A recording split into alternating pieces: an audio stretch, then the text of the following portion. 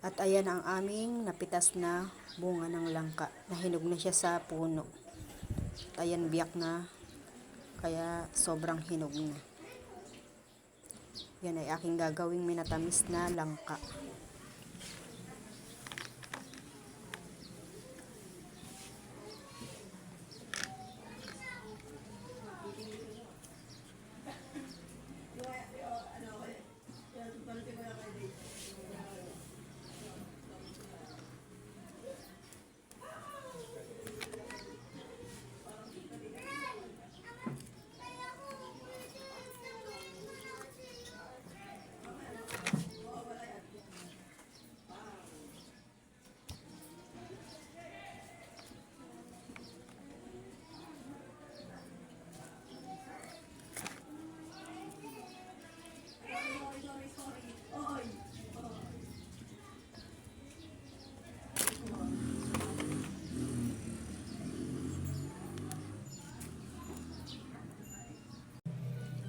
Ito yung hinimay kong langka. Gagawin ko siyang minatamis.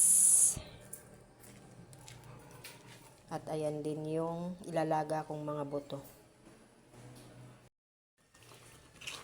Minatamis na langka.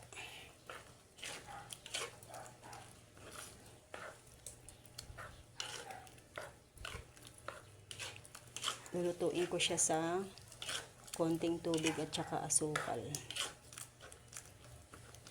Mamaya pag natuyo na siya, napakasarap na minatamis na langka.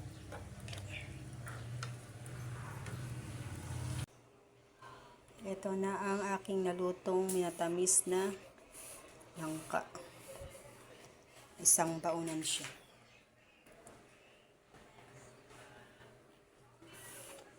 Meron na tayong palaman sa tinapay, sa pandesal.